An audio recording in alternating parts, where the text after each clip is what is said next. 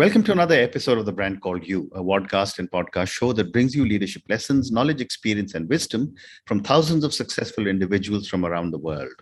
I'm your host, Ashutosh Garg, and today I have with me a very, very interesting entrepreneur from the Netherlands, Mr. Clive Dsouza. Clive, welcome to the show. Thank you, Ashutosh. Thank you. Clive is the founder and CEO of Vvegano, spelled with a double V. And we're going to talk about veganism and today with Clive. So, Clive, let's start with Vvegano. Tell me about your venture and what was your motivation to start? Yeah, it probably has everything to do with my own lifestyle. So I've been a hardcore meat eater and dairy consumer all my life, just like most people. So nothing different. But I've also had, a very strong connection with animals. So I animals all my life. Again, just like most people, I think most people, would say the same. But I mean, with the advent of internet and, once I started using a lot of it, probably a decade back, when I was 19, 20-ish, I connected the dots. I realized that, okay, this is one of the worst industries that exist on this planet in terms of abuse, the cruelty and whatnot. What I was referring to mainly at that time was the meat industry. I figured this, I immediately took meat out of my diet. That was the first step, and I thought I was doing enough. Obviously, since I was researching more, I figured out that the dairy industry is just another side of the meat industry, and the leather and all the other animal-based industries are all part of the same horror that we cause to the animals. Correct. So this, of course, happened over 1 to 2 years where I consumed a lot more information because I still have the old paneer or the chocolate, etc. But once I found out, in my mind, I had made up, I had taken a conscious decision that I would quit these. But yeah, I found out the alternatives, etc. And I just turned vegan, eventually. Amazing. And yeah, but this was around 7 or 8 years back. And then I was in Mumbai when I figured this out. And by the time, then I moved to Abu Dhabi in UAE. And when I was living there, I obviously took the plunge and became vegan. And then, now I've been in the Netherlands, and of course, I've been vegan since then. Wonderful. So before I come to Vvegano, as an entrepreneur, what have been some of your challenges and learnings as you have scaled up? The biggest challenge is the awareness. I think, the very few things that I said at the start, that I was able to connect the dots. That's something that most people can't do. And I understand why, because I myself could not do that before I connected the dots, right? It still took me a good 20 years to figure out. So I think that's firstly the biggest challenge, because we're a world filled with animal lovers, but we don't connect with what's on our plate. That's from, a customer point of view, that's the biggest challenge. And the second part related to it would be the money that you need to create this kind of awareness, because this awareness should exist from the schools, but unfortunately it does not. So that's why we need this external awareness to be created, which of course, again, you need to really have big pockets in order to create that, or of course you need small, which is what we're trying to do. Interesting. So, it has often been said that vegetarianism is not a complete diet. I'm vegetarian, I'm vegan myself, but there is this general myth that unless you have non-vegetarian based proteins, you're not eating properly. How are you countering this myth in Vvegano? Yeah. So firstly, I mean, if we just look at India, even keeping the science aside, 33 to 35% of India is vegetarian. Correct. Probably 80 to 90% of India is predominantly vegetarian, where we still have a chicken or a mutton, something on the side, but you have your rice, sort of dal, lentils, and all that, and then have a portion. So if we just think about it logically, when 80 to 90% of your meal itself is vegetarian, and you probably have meat once or twice a week, that itself defeats the understanding that we can't survive without meat. Correct. Right? That would not be true. And of course, then if we just want to get into more specifics, so many athletes, so many celebrities, or even celebrities, just environmentalists. I mean, the list can go on, but I don't want to take names right now. But that itself is an example So when I counter people who have doubts, if they're bodybuilding, I'll give them some examples of bodybuilders who are vegan, athletes. We have such premier athletes in cricket, tennis, you name the sport, you'll find a vegan. Of course, there aren't too many because people are only getting aware in the last decade or so. Correct. All this while, we've been fed this lie that meat and dairy have been essential for our growth. And that's why you don't have as many vegans currently, but the number is growing. Very interesting. And you also spoke about, cruelty-free diets and animal rights. How relevant is this in the minds of human beings or people? It should be, but it's not, unfortunately. Like I said, it's something we're just getting there. This should start from at the school level.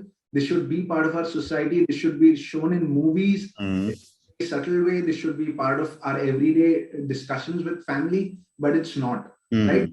That's what I think a lot of these animal activists, these NGOs, they're trying to do this. We're trying to educate the elders now, right? Because the elders will ultimately educate their children. Correct. That's what's difficult, because as we know, once you turn into an adult, you tend to become stubborn. It's difficult to change your mindset because you've learned that over 30, 40 years, right? Yeah. After a point, it just doesn't happen. So that I think is something we want to change. Correct. Not just us, but I'm sure there are a lot of vegan ventures across the globe, across India, who are trying to create that understanding and knowledge in the minds of people now. Interesting.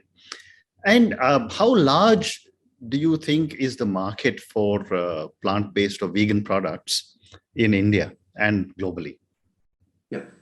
Globally, we already see, with big companies like Beyond Meat, Impossible Foods, and so many others, even in the dairy sector, you have Oatly, etc. So that already shows that there is a global demand, because these companies are running into sales of millions and projections of billions in the coming decade.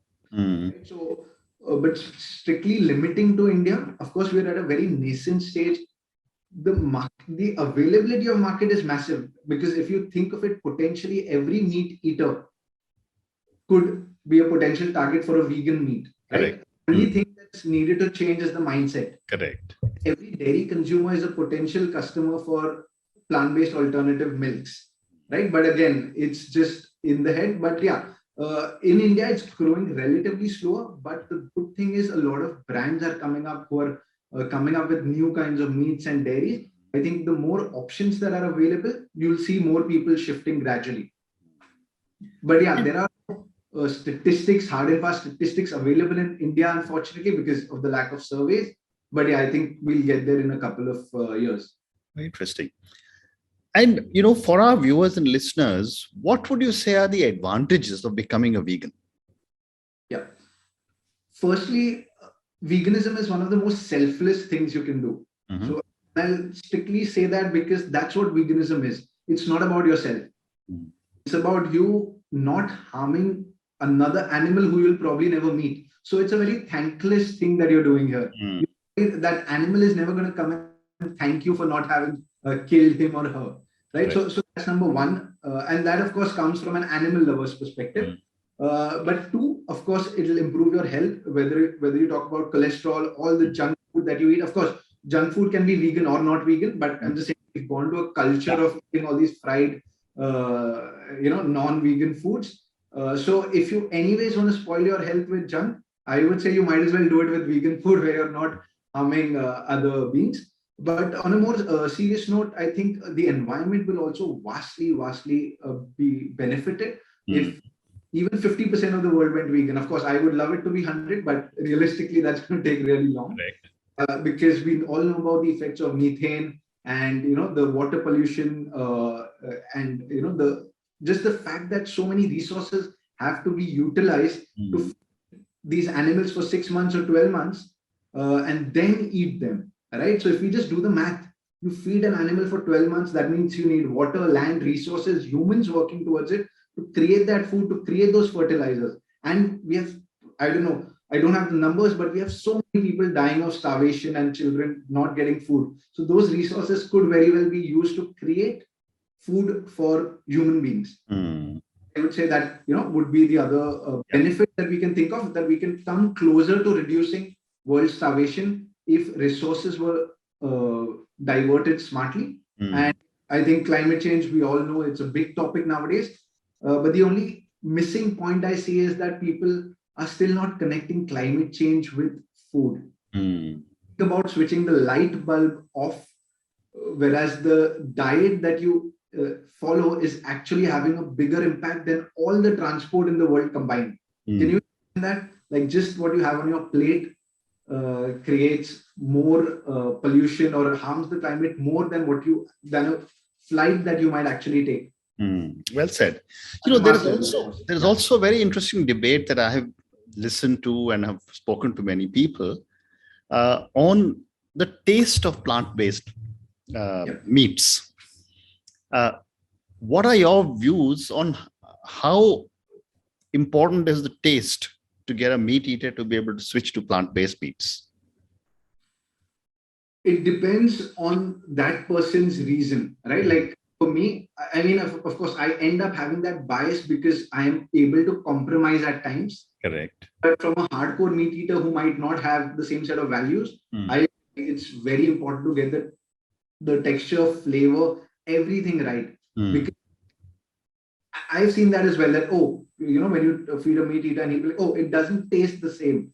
But I think all good things take time. Correct. And I think on the right track, it's already getting better, right? Across the world, I've eaten in a few places. Wherever I've eaten them, I see tastes are getting better. The technology is getting better, right? And I think human beings are known for innovation and technology. And food has been lagging for the last couple of centuries because we've been eating the same kind of meat and dairy, but that's changing over the last 1 or 2 decades. And I think next 2 or 3 decades, I hopefully even sooner, I think that this might just be the norm. Amazing. So it is also said that, there's this view that if you eat meat, you get proteins. And yet people say that the protein that we're trying to get from meat is getting their protein from plants. So we're using a very inefficient conversion mechanism to get our proteins. I'd love to get a little more knowledge about this from you because you're the expert here. Yeah.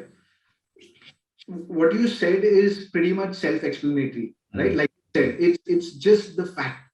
But again, I'll go back to schooling. We are not that. What we are taught is calcium comes from milk. But what is not taught to us is that countries that consume more milk have the most osteoporosis cases in the world. Wow. That consume less have lesser. You can just Google this and you'll find the list of countries. It's really simple. Similarly, when it comes to meat, because your question was specifically on meat though, again, we don't need meat. We need protein.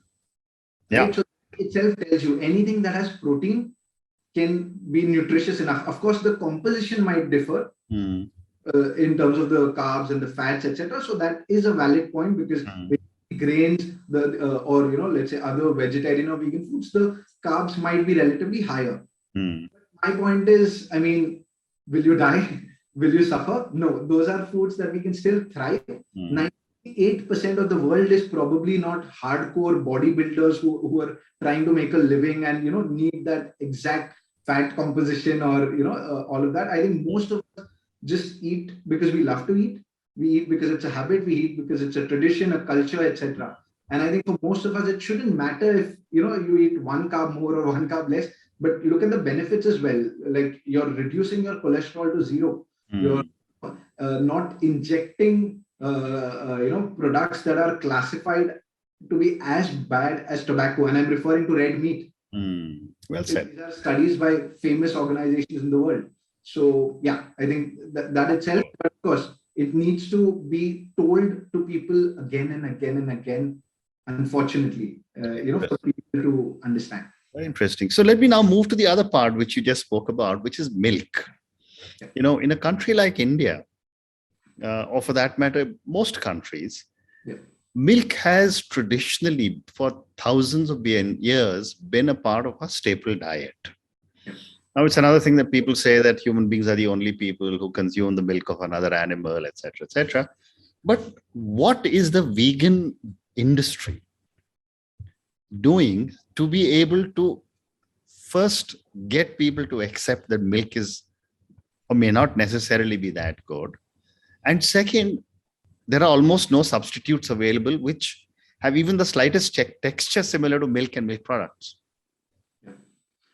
Milk is indeed quite tricky. How do you replicate something that comes from inside an animal? I mean, it's just science, like, but human beings are known to play God, right? So we're already trying to do that. I mean, with companies trying to get that, but I agree, it's not going to be 100%. But it's like you can pick up two different masalas and put them in your food. Will they ever be the same? It's really that. I think it's more about just us evolving with our choices and diets more than anything else. And it's just a matter of trying things 2 or 3 times, right? Oatly and like the brands that I mentioned, they're all working to get better. But I think it's also something that the customer or the consumer has to also give it, some benefit of doubt, which unfortunately is not possible in today's world. But I think what the bigger brands are doing now is they're trying to do two things. One, of course, show the real side of the dairy industry, which is the cruelty, the really how we go against the law of nature to create milk and produce it at such a massive scale and not even blinks an eye. And specifically to India, we call the cow a mother. And things we do to this mother, this so-called mother, if people, they'd be ashamed of themselves. Well said. You can't call someone a mother and then do what you do to a cow. Well said. There is another myth, and this I have picked up from Southeast Asia, I would say, where a lot of mock meats are soy-based, right? How correct is this, or is there now many more different forms of plant-based products available for mock meats? Yes. So soya, of course, has predominantly always been the major one, and you rightly pointed it out. It started off from probably Southeast Asia, but now it's globally accepted, even in India. But yeah, unfortunately, soya has a bad name because of the word estrogen. Again, lack of understanding, lack of schooling. Right. Does not have estrogen. Soya has phytoestrogen, like a false estrogen, which has the same composition as estrogen, but it does not have the same, reactions to the human body. But in any case, in today's times, you also have a lot of pea-based products coming in. Tea. Right? So pea-based, so that's equally better. Of course, the compositions in terms of nutrition would be slightly different. The taste is slightly different. But again, many people are starting to favor pea-based meats to soya-based, again, just because of the lack of understanding. Sure. And in some cases, it's even a mix. Wonderful. So now let me come to Vvegano. Tell me about the kind of, I visited your website and you seem to have a huge range of products. And I was planning to order some for myself. Tell me about the products that are available and some of the products you're likely to launch. Yeah. So currently, like you see, we've been focusing majorly on meats and dairy alternatives, right? That again is where I think, we can actually make an impact more than, just sales, but we also want to make an impact. So you'll see we're focusing mainly on those because also that's something people like to consume again and again. So there's also a certain stickiness. You want to have your curd regularly or your milk or your chai. And, those things really help people to get used to it. I think it's all about getting used to the flavor, the taste, because like you said earlier, the taste might be slightly different. So right now, I think we're focusing mainly on meat and dairies. We'll eventually also be branching out into a lot of groceries. We do have them, but again, groceries, a lot of them are inherently vegan. So, we don't sort of classify them as like, don't go around saying, oh, rice is vegan or not. It's inherently vegan. So I think in terms of products, I think what you can basically find on our platform is a wide range of kebabs, momos, burgers, nuggets, and sausages. If you would like to eat as a meat eater, you have them. Of course, you have different brands, different flavors, classic ones, spicy ones. You can choose from a variety. And the same for our dairy, plant-based milks and curd, other derivatives, right? So there's a wide range, and in the coming quarters, we'll be looking at also launching few other specific segments in meat, which obviously currently aren't. I can't list them out right now because we're still in the works. But again, the idea is to replicate everything that we on a day-to-day basis. Like if you eat a particular kind of meat, you'll probably only think of switching if you can find something else. Correct.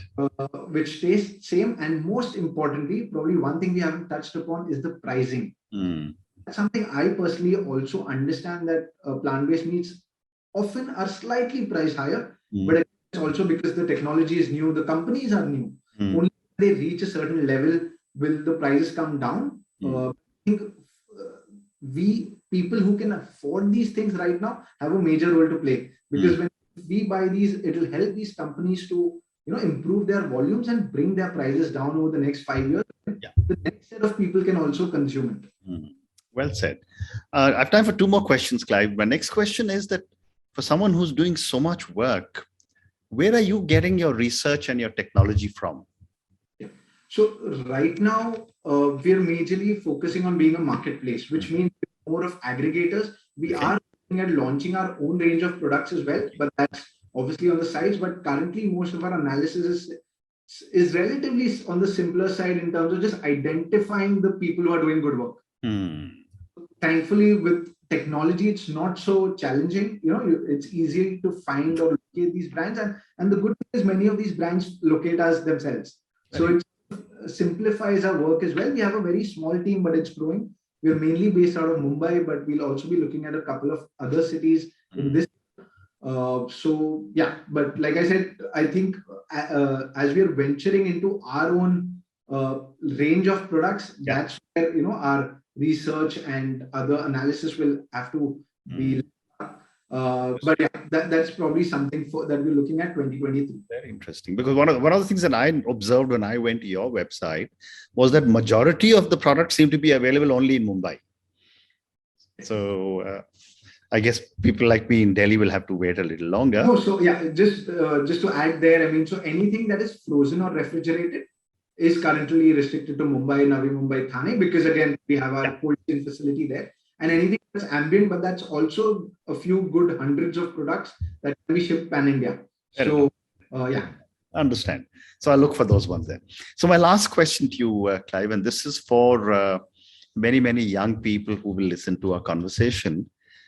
What would you say are 3 lessons you would want the young people to take away from the perspective of veganism? Yeah. So one, I think we all need to start being a little selfless. Of course, we all want to study, make money, and all of that. I think all of that is great, but we also need to look around and try and help the society. Of course, everyone need not start a vegan venture, but you can always take maybe sort of assist certain NGOs or volunteer if you don't have the time, or if you don't have anything, just fix yourself or what you have on the table. I would say that's the first step towards veganism, because what you do, your children, your family, your neighbors, your friends, they will also get impacted. Correct. So that's step number 1. Step number 2, I would say, if you're really inclined to do something on the vegan front, then you should definitely either start on your own. If not, you can just look for a job and probably learn the art in a couple of years or months, and then take the jump. And the third point would be again related to my second point, starting on your own. That's probably going to be the most difficult phases of your life as well, but it's also going to be the most challenging. It is something that will give you a good night's sleep as well, because you're doing something that's bigger than yourself. But yes, I must warn that it is definitely challenging, because I mentioned earlier, the awareness is limited, it's growing. What's important is that you survive, that you sustain yourself for the next couple of years. Where we believe that people will be kinder to animals, people will be more open to plant-based foods, where people will be more scientifically aware of their nutrition. And then, maybe we can, hope to be in a better world at that time. And that's when probably these businesses will be able to thrive. Amazing, amazing. Clive, on that note, and your comment of be selfless, fix yourself first. Thank you so much for speaking to me about Vegano, about your incredible journey as an entrepreneur, as someone who, being a hardcore meat eater, switched to becoming vegan. Thank you for talking to me at such length about what is happening in the world of vegans and how more and more products are coming up. And thank you again for your amazing lessons. And I think one lesson for me, which I take away while making notes as you were speaking, was that countries which have the maximum milk consumption seem to have the maximum amount of osteoporosis. And I think that is a huge, huge, huge myth that we seem to have in India as well. Thank you again for speaking to me, and good luck. Thank you, Ashutosh. It was lovely talking. Thank you.